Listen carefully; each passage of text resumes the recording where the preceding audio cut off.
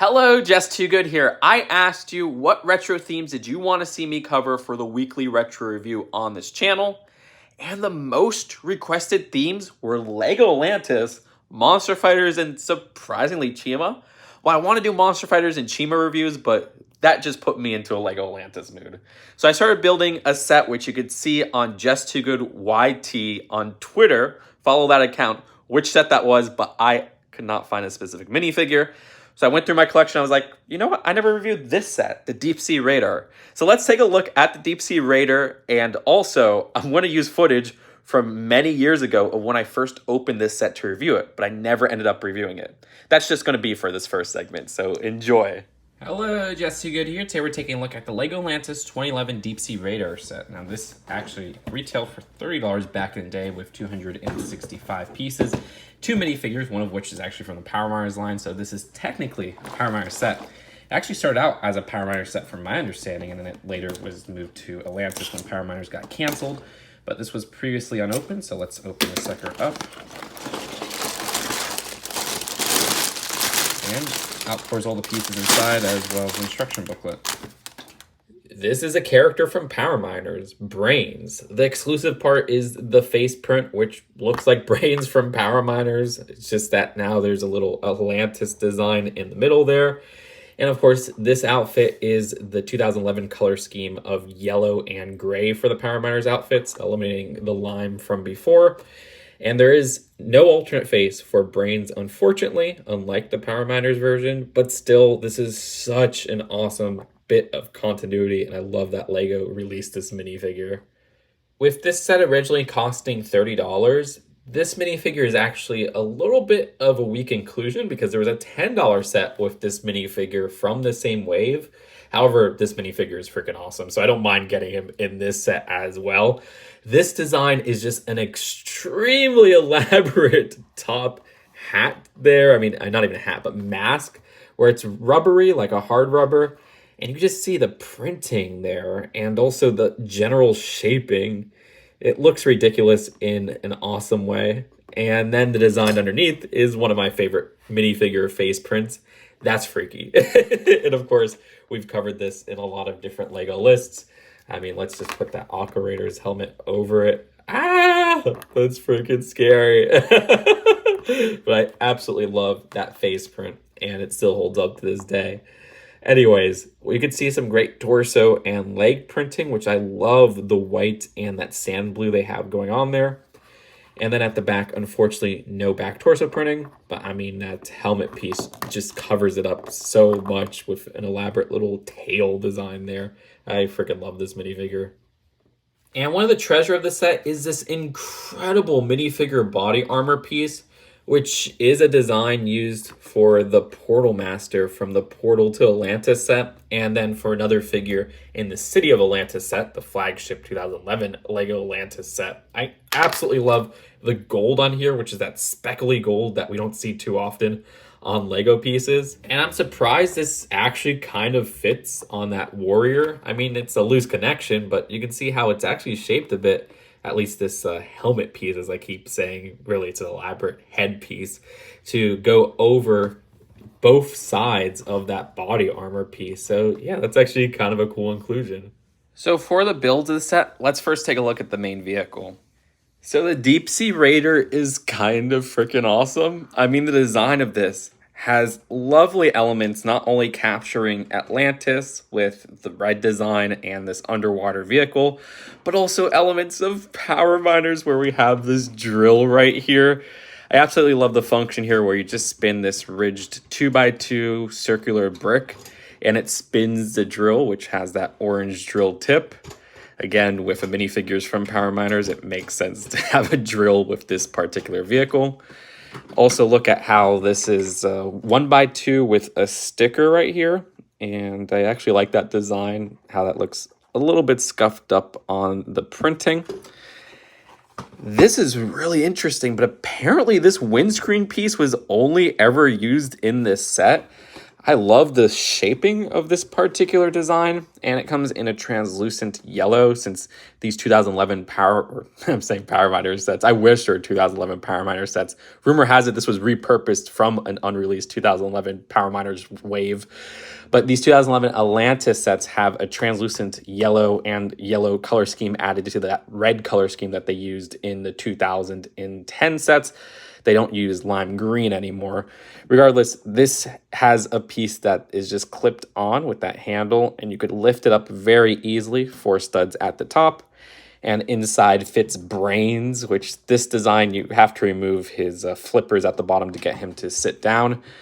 No stickered little control panel or anything, unfortunately, or a printed control panel, but we do have these switches at the side to imagine how it controls the vehicle. And again, close that up and also put this caging on top of it so that it could rest in place. And I like this 2x2 sticker right here with the Atlantis logo, and it's meant to be put to the side right there. I don't know, looks pretty cool. And for this arm right here, you can see another 1x4 of that sticker.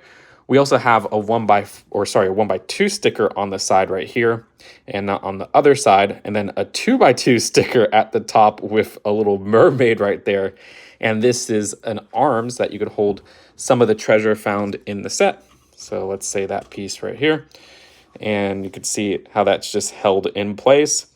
And this arm, as well as the drilling arm, have a socket connection. And this actually has some posability to it where you can move it back and forth, up and down, and get different positions for the drilling hand and the treasure grabber hand. And also with the treasure grabber arm design, there's a joint in the middle right here, which adds some more rotation to this hand, which I do love that. There's a lot of posability at the front of the set, and that's great for a scavenging vehicle. This is a problem though. These side parts seem to disconnect very easily. While I love these dome tops right here, this is attached to a 4x4 circular plate, and that just gets connected with this 2x2 circular plate at the bottom and a Technic pin going through. But since that middle section isn't built for an axle, it pretty easily slides off on both of these designs where the turbines are at, and I kind of wish those were just secured a little bit better to my liking. Regardless where these turbines are at, you can spin them from the back and those front domes will move along. You can see this one's already coming off. Ugh, I wish that was more secure in the build. And at the sides, we also have flickin' fire missiles. Remember flickin' fire missiles? Oh my gosh. Oh, you see, even flicking it is going to make this front dome just fall off so easily. It's one of the worst parts of the build of this set, but let's give it a good flick right here. Ah, even this cage part disconnects easy. Come on, Lego. All right, one more try. There you go. Ah, okay. Again, my least favorite part of this whole build are these turbines. They have some interesting play feature with some spinny designs as well as missiles at the side, but it just doesn't seem well integrated in how stable the build is in this particular area. I also like the use of this piece, which was used for a bit of Power Miner sets, like I think of the mech from the 2009 wave. So that's kind of fitting for a Power Miners Atlantis vehicle. Anyways, at the back here, there's a little mini speeder, which by lifting up this part, and I got to highlight this part because I quite like the design of these 2x4 stickers. And of course, more translucent yellow, which looks fantastic.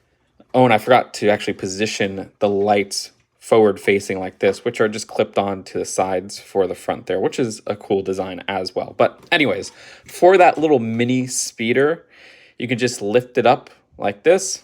And even this part is clipped on like those lights at the front. And you can see how there's some 2x2 jumpers at the back here. And just resting the speeder in place there, you can have it held at the back, but then you could dispatch it, which this design is more of a drone-like design than something that a minifigure will hold on to. And this is just a miniature version of the Deep Sea Raider, this particular set. I mean, look at it. The only difference is that there's this antenna at the back right here, but you have the translucent front windshield, you have a drill arm, you have the grabber arm, and then you have the turbines at the back. That is just adorable. It makes me want them to do, or wish they would have done, an Atlantis advent calendar. Regardless, in this part right here, there's also a supply chest, which is a little bit hard to remove. But I guess putting it right at this side would be easier to access it. And this design right here has extra flippers. So that's just a cool inclusion. But yeah, this is really meant for that third jumper back there, and putting this back, as well as the mini version of this set. You can see how well this closes and just doesn't even look like it has a miniature version of the set where these turbines just add to the back turbine design. It's absolutely lovely if you ask me. And this is super swooshable, even for an undersea vehicle. Swooshable is like when you go lifting it up, but there's just so much posability with these front arms and driller arm that I absolutely adore the overall design of this build.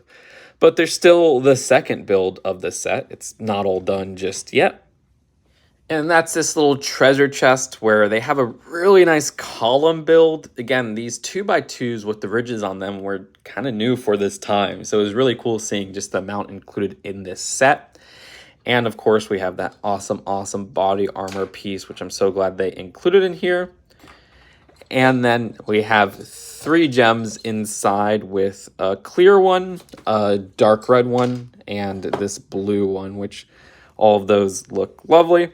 Always love getting those. And then we have some extra little seaweed vine pieces, which were relatively new for the time as well. And the crab in dark red was quite uncommon for the time too. But that's it for the builds of the set. Let's take a look at the packaging and the final verdict.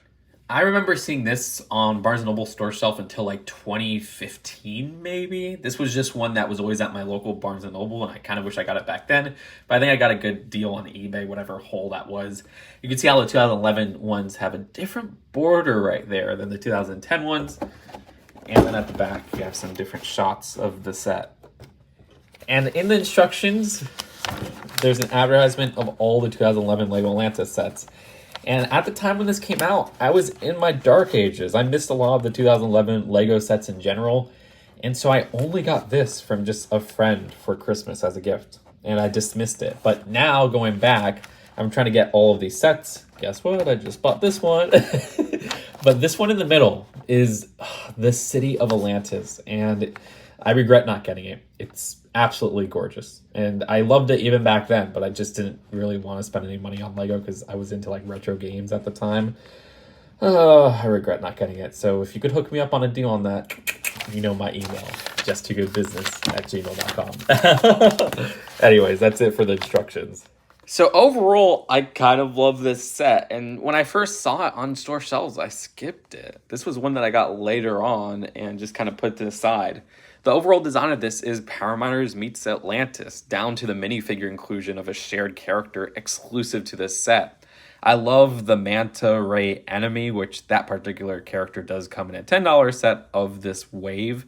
But the design of the actual deep sea raider looks freaking awesome with that great drill design, which calls to Power Miners, of course. But it just has a great color scheme, and the stickers add a lot of detail to the set without coming off as something that should have been brick built. And then the overall design just has a problem with the turbines and the stability there, where I wish those were just refined and how they kind of break on some of their play features. Though if all things considered, this was a $30 set, and even has some unnecessary inclusions of like this side build with that fantastic piece from the Portal to Atlantis / City of Atlantis set. So if all things considered, I'd rate this one a strong 8 out of 10 for the retro review meter. Let me know in the comments what Atlantis sets you want to see next, or just old themes in general. Subscribe for more old LEGO reviews and new LEGO lists and news, and I'll see you later. Peace out.